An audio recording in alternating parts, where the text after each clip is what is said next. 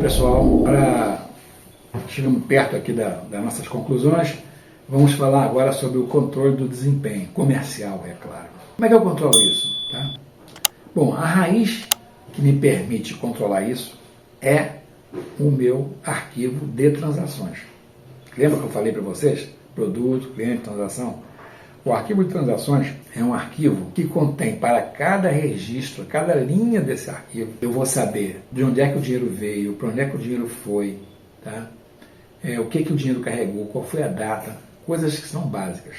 Com essa informação, eu consigo avaliar muitas coisas. Por exemplo, consigo avaliar se o comportamento de um determinado cliente está melhorando ou piorando. Eu posso avaliar se ele está deixando de trabalhar comigo ou se ele está aumentando muito a sua demanda. Crescer muito é tão ruim quanto não crescer. Existem doenças no mercado aí, no nosso corpo, que elas são doenças características do crescimento descontrolado. O câncer é uma delas. Crescer descontroladamente é muito ruim e pode matar o cidadão. E pode matar a empresa. Você pode crescer tanto e vender tanto, chega um momento que você não vai ter dinheiro para repor o que você precisou usar e você também não vai saber como é que você vai aproveitar, como é que você vai aplicar aquilo que você colocou. Bom, mas voltando ao caso de como é que isso aí é a raiz.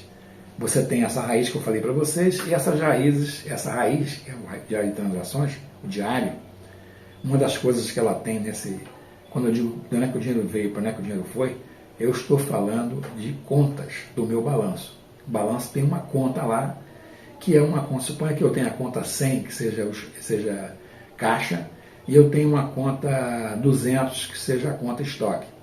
Eu faço uma compra de materiais pagando pela caixa para botar no meu estoque. O que vai acontecer? Lá no registro de transações, origem 100, foi de onde o dinheiro saiu. Destino 200, foi para onde o dinheiro foi, lá para dentro do estoque. E assim tem várias situações semelhantes. O que eu quero dizer a vocês é que além dessas situações de dizer para onde é que o dinheiro veio, para onde é que o dinheiro foi, existem também restrições que nós devemos considerar. Tá? O plano de contas, ele impede que você tire o dinheiro de onde você não deve e, por exemplo, se eu quiser estou no imobilizado, tenho lá 50 mil reais, preciso pagar alguma coisa, eu vou tirar dinheiro de lá? Não vou poder. Tá? Então, existem regras para isso. As regras contábeis são importantes.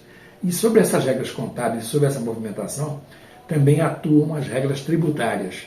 Quando eu faço determinado tipo de movimentação, eu tenho que recolher o imposto sobre aquilo. E algumas eu recolho e outras eu não recolho. E em alguns casos, esse recolhimento pode gerar um crédito.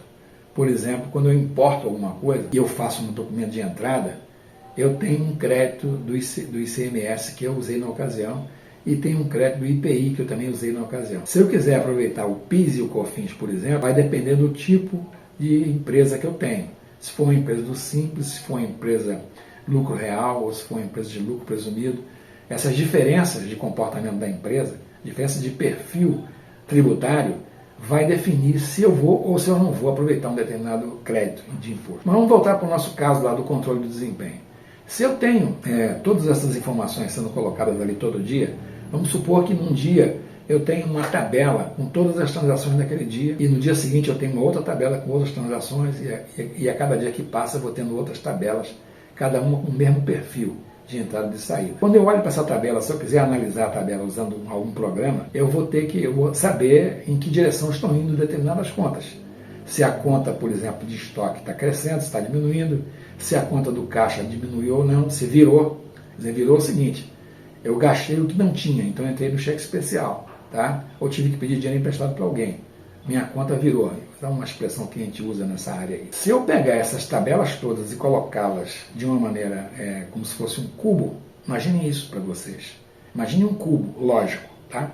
Eu tenho várias tabelas, uma para cada dia, uma para cada período. Eu junto tudo isso num grande cubo, lógico, e eu mando o meu programa pesquisar dentro desse cubo coisas que me interessam. Isso é uma ferramenta que nós chamamos na área de banco de dados de data mining.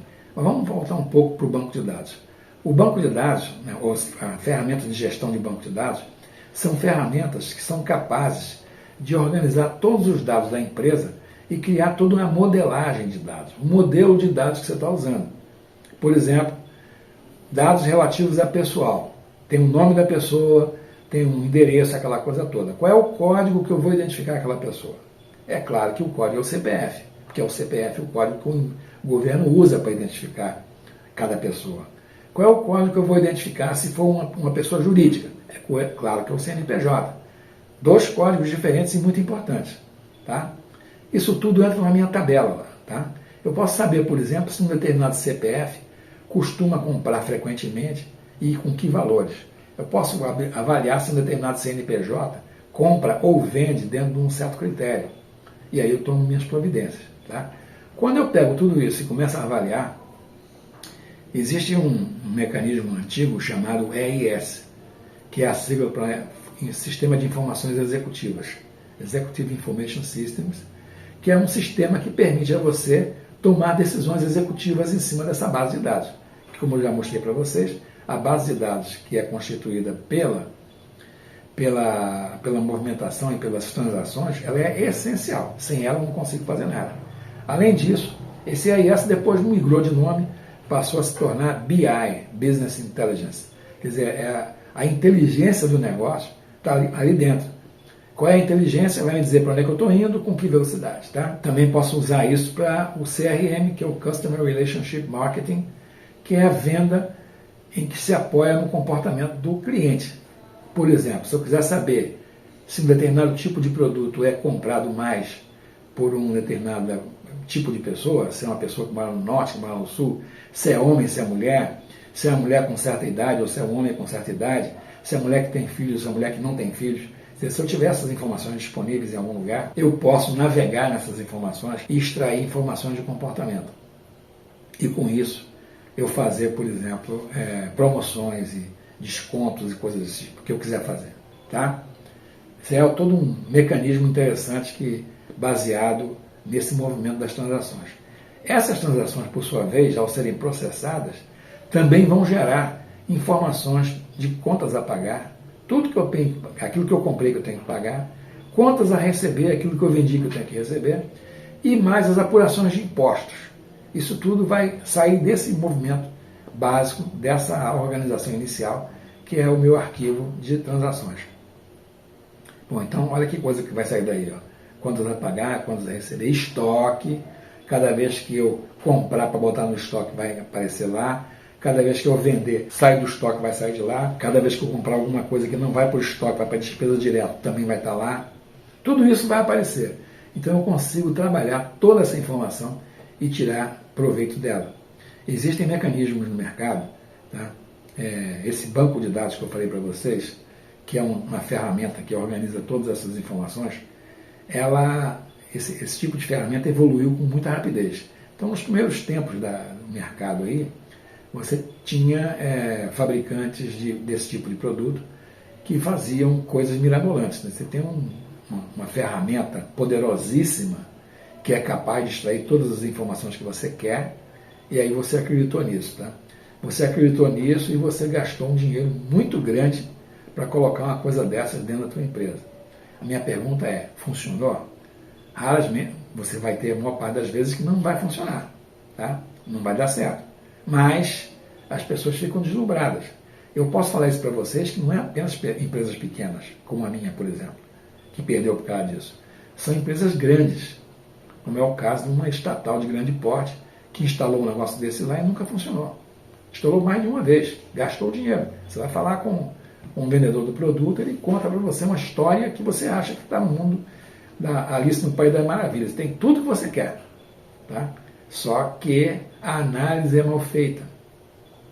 A análise que o nosso cliente foi feito, ele jogou isso tudo na mão do fornecedor. O fornecedor vai analisar tudo que ele quer e vai propor a solução que ele quer. E é claro que ele vai propor a solução que vai dar menos trabalho para ele. E deu o resultado máximo. A melhor venda para ele e o menor trabalho. É isso que ele faz. E o resultado disso aí é a barbaridade, a perda absurda. Tá?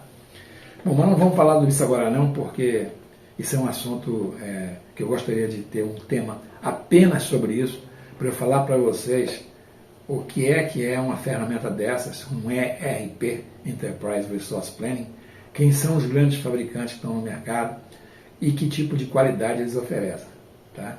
Posso falar de cadeira também, porque já andei sendo lesado nessa situação. Como também existem outros fabricantes bastante simples, que pode ser até o caso de vocês, produtos, ferramentas de controle de gestão de empresas menores, que custam muito pouco. Quando eu digo muito pouco, é muito pouco mesmo, e produzem bons resultados. Nós estamos usando uma dessas hoje. Se eu soubesse disso, eu não teria embarcado em muita coisa que eu embarquei, mas, infelizmente, a experiência, o sofrimento é que causa a sabedoria, né?